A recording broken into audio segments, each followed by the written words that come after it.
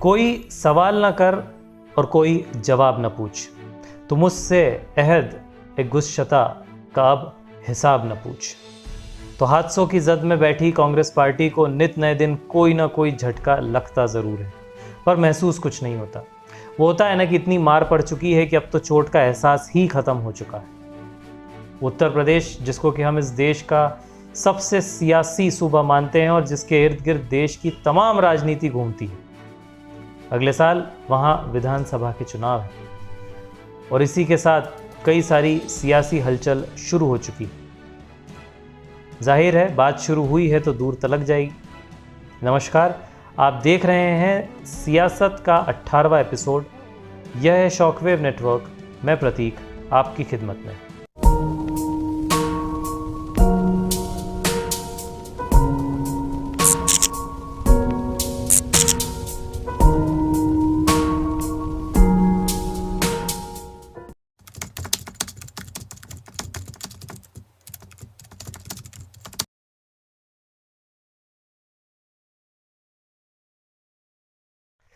दोस्तों, मैंने अपने हर एपिसोड में यह बात आप सभी से साझा की है कि सियासत में पक्ष और विपक्ष की भूमिका बेहद खास होती है।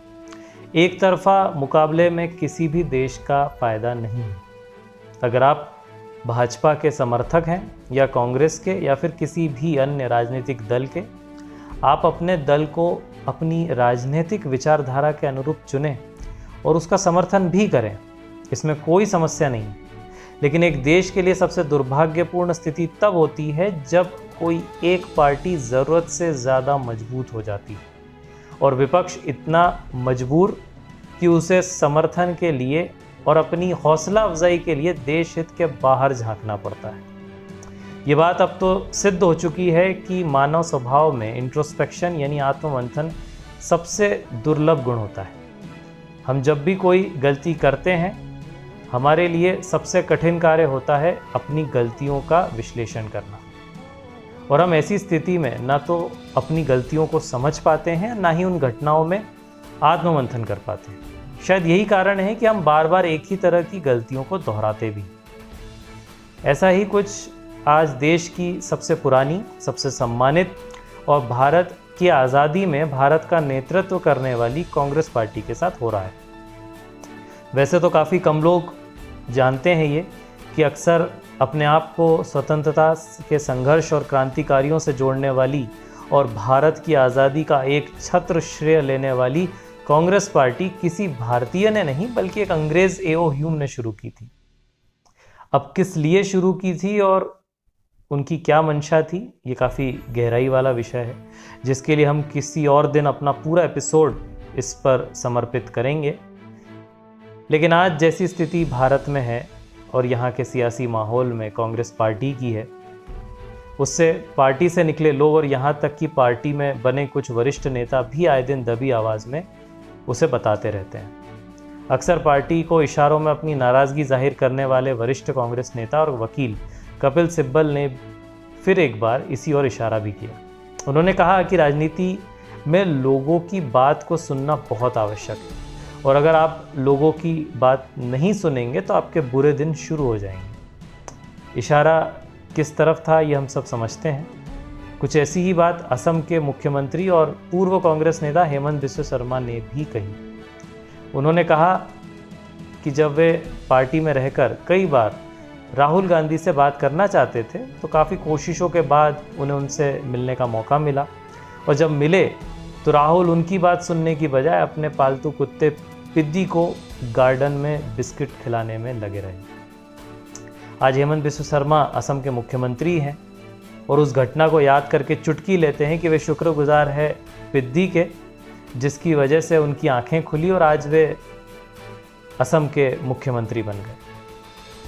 तो आज़ादी के बाद से अब तक करीब 17 बार टूटे जाने के बाद भी कांग्रेस ने अपनी गलतियों से नहीं सीखा। 1969 से ये बनी कांग्रेस, चाकू से काट रहे हैं ये हाँ, ये कांग्रेस इंदिरा बनी, फिर कांग्रेस ओ बना, फिर उसके बाद कांग्रेस जे बना, 1970s में, फिर उसके बाद कांग्रेस आई बनी 78 में, फिर कांग्रेस यू बनी देवराज उर्स की 79 में, कांग्रेस ए बनी एंटनी साहब की 1980 में, कांग्रेस जे बनी जगजीवन राम की 1981 में। ऐसे बनते बनते टीएमसी बन गई, उसके बाद बनी शरद पवार वाली एनसीपी बन गई, उसके बाद 2011 में भी हमारे वाईएसआर की कांग्रेस बनी। सब्जियां बच्ची काट लेते हैं, वो दिख रहा है। नहीं तो बची ये बचा ये कांग्रेस का आज अस्तित्व। जो बातें कपिल सिब्बल और हेमंत बिस्व शर्मा कह रहे हैं, कुछ वैसी ही रीता बहुगुणा जोशी और ज्योतिरादित्य सिंधिया ने भी कही। देखिए, राहुल जी की राजनीति बिल्कुल डिरेल थी। उन्होंने सिर्फ और सिर्फ मोदी जी पे अटैक किया, उन्होंने अपशब्दों का प्रयोग किया, उन्हें नहीं अंदाज हुआ नफ्स पे जनता के उनकी उंगली नहीं थी। उन्होंने समझना नहीं चाहा कि जो योजनाएं मोदी जी ने दी उसने हर घर के दिल को छुआ है। और भी कई लोग हैं जो कांग्रेस के बागी नेताओं का एक G23 समूह बनाए बैठे हैं। इतना सब कुछ होने पर भी हालत जस की तस बनी रहती है। बिना किसी जनाग्रह के गांधी परिवार पार्टी के शीर्ष पर काबिज है। कांग्रेस के बारे में इतनी चिंता करना जायज़ इसलिए भी है क्योंकि कांग्रेस का इतिहास और कांग्रेस की नींव बेहद मजबूत है, और उतना ही मजबूत है कांग्रेस का ह्यूमन रिसोर्स, यानी उनका मानव संसाधन। और यह सब बातें देश की राजनीति के लिए एक महत्वपूर्ण धरोहर है जिसका इस समय पूरी तरह दुरुपयोग हो रहा है। पूरी पार्टी अपनी ताकत एक अबोध बालक को राजनीति में स्थापित करने में लगा रही है। यह ताकत अपने नेतृत्व को पुनर्गठित करने में लगाई जाए तो स्थिति बेहतर हो सकती है। आज कांग्रेस में काम करने वाले कई कार्यकर्ताओं की उनके संगठन से जुड़ी क्या अपेक्षाएं हैं, क्या विचार हैं, ये बातें क्या पार्टी के आला कमान तक पहुंच रही हैं या फिर पार्टी का आला कमान अपनी ही किसी खुमारी में खोया हुआ है। मैंने अक्सर यह माना है कि कांग्रेस पार्टी के अंदर एक से एक प्रतिभाशाली, तजुर्बेकार और यहाँ तक कि युवा जोश से लबरेज कार्यकर्ताओं का भंडार है। इन सभी प्रतिभावान लोगों का अपनी पार्टी के प्रति कितना विश्वास या कितनी श्रद्धा है, भारत के प्रति इनके मन में कितना प्रेम है और देश के हित में क्या सही क्या गलत, इन बातों को समझने की क्षमता कितनी है और इसे कितना नर्चर करने की ज़रूरत है, ये बात आज कांग्रेस के शीर्ष नेतृत्व को समझना चाहिए। लेकिन मज़ेदार बात यह है कि मैंने आज तक कभी कांग्रेस को इस आत्ममंथन की प्रक्रिया से गुजरते कभी नहीं देखा। मुझे काफ़ी आश्चर्य होता है क्योंकि भारत देश में कुछ ऐसी क्षेत्रीय पार्टियां हैं जिन्हें पारिवारिक पार्टियां भी कहा जाता है, जिन्हें उस परिवार के किसी पूर्वज या किसी मौजूदा नेता ने शुरू किया था और आज वह पार्टियां उसी परिवार के हित में काम करती नजर आती हैं। जैसे उत्तर प्रदेश में समाजवादी पार्टी, जिसे मुलायम सिंह यादव ने शुरू किया था, तो आज उनके परिवार को ही सर्वोपरि माना जाता है। महाराष्ट्र में शिवसेना के अंदर ठाकरे परिवार का हित सर्वोपरि है। तमिलनाडु में डीएमके के अंदर दिवंगत नेता एम करुणानिधि के परिवार को सर्वप्रथम माना जाता है। तेलंगाना में AIMIM पार्टी में ओवैसी परिवार का वर्चस्व है। बंगाल के टीएमसी में हालांकि ममता बनर्जी अविवाहित हैं, लेकिन उनका और उनके भतीजे अभिषेक बनर्जी का हित ही सर्वोपरि माना जाता है। ये सारी क्षेत्रीय पार्टियां हैं और जाहिर है क्योंकि इन्हें ज़्यादातर उनके रिस्पेक्टिव परिवार ने ही शुरू किया था, तो वहाँ उस परिवार का वर्चस्व होना स्वाभाविक भी है। लेकिन कांग्रेस पार्टी कब से पारिवारिक क्षेत्रीय पार्टी बनती चली गई, ये शायद उनके कार्यकर्ताओं को भी समझ नहीं आया।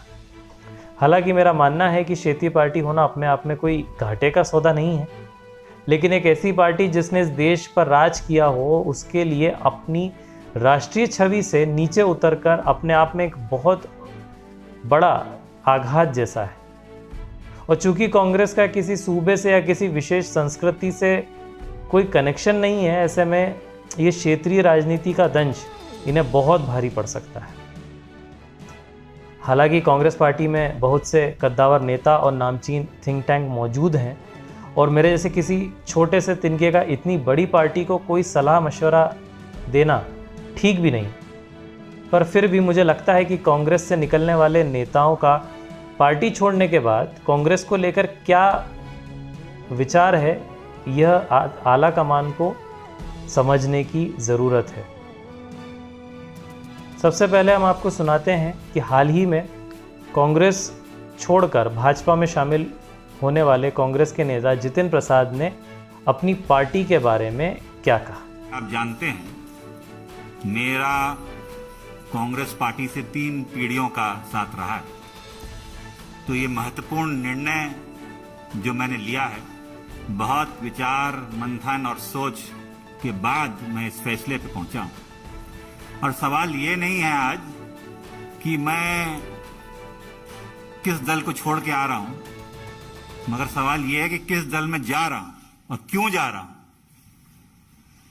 ये मैंने पिछले कुछ वर्षों से, 8-10 सालों से महसूस किया है अपने अनुभव में, राजनीतिक जीवन में, लोगों से मिलकर भ्रमण करके देश भर में, कि अगर आज कोई इस देश में असली माने में कोई राजनीतिक दल है जो संस्थागत इंस्टीट्यूशनल दल है, वो भारतीय जनता पार्टी है। हालांकि कई लोगों का यह मानना होता है कि किसी भी संगठन को छोड़कर जाने वाला व्यक्ति कभी भी उस संगठन के बारे में कोई सकारात्मक बातें कम ही बोलता है, ये उसकी निराशा बताती है। लेकिन व्यक्तिगत तौर से मैं ये नहीं मानता। मुझे लगता है कि जो बातें संगठन को छोड़कर जाने वाला व्यक्ति बताता है, उससे बेहतर विश्लेषण और कोई हो ही नहीं सकता। उस विश्लेषण में कई बातें छुपी होती। अब उसको रिकॉर्ड करके यह पता लगाना कि ज़्यादा गलती उस संगठन की है या उसके प्रबंधन की या फिर उस छोड़कर जाने वाले सिपाही की, यह सिचुएशन टू सिचुएशन डिपेंड करता है। हाँ, लेकिन इस पर आत्ममंथन ज़रूर किया जा सकता है। यूँ तो कांग्रेस छोड़ने वाले कई नेता हैं और उनके सबके अपने अपने विचार भी रहे हैं, लेकिन ऐसे कई नेता जिन्हें पार्टी में कई महत्वपूर्ण पद दिए गए, उनका पार्टी को छोड़कर जाना कुछ खास बात कहता है। अगर पद प्रतिष्ठा मिलने के बाद भी कोई नेता पार्टी छोड़ता है तो यकीन मानिए समस्या कुछ बहुत गहरी है। इससे वाकई एक बड़े आत्ममंथन की ज़रूरत है। अब पिछले किसी भी चुनाव में सोनिया गांधी और राहुल गांधी के सक्रिय न रहने के पीछे भी शायद यही कारण है कि कहीं ना कहीं उन्हें अपनी सक्सेस रेट पर विश्वास नहीं है। उत्तर प्रदेश में अब प्रियंका गांधी को भेजकर भी कांग्रेस को सिवा झटकों के कुछ और हासिल होता नहीं दिख रहा है। लोग राहुल गांधी की काबिलियत पर चर्चा कर ही रहे थे कि तभी प्रियंका जी तो और ज़्यादा काबिल साबित होने में लग गई। जहां एक तरफ पार्टी में पंजाब से लेकर राजस्थान तक और उत्तर प्रदेश से लेकर छत्तीसगढ़ तक बर्तन बज रहे हैं, वहीं प्रियंका जी गर्मी से परेशान होकर अपने पारिवारिक आदतानुसार अपने हिमाचल वाले महल में चली गई हैं। ऐसे में अब ज़रूरत है कि कांग्रेस के कार्यकर्ता खुद अपना नेतृत्व चुने और नए सिरे से पार्टी का पुनर्गठन करें। गांधी परिवार की एक्सेप्टेबिलिटी वैसे भी भगवान भरोसे ही है, और अगर इसी तरह सभी इस समस्या से मुंह बचाए खड़े रहेंगे तो राष्ट्रीय स्तर पर भाजपा को हिलाना कांग्रेस के लिए लोहे के चने चबाने जैसा ही होगा। कांग्रेस के युवा नेता काफ़ी प्रतिभाशाली हैं और पार्टी को उन पर भरोसा करने और उन पर और ज़्यादा जिम्मेदारियां सौंपने की ज़रूरत है।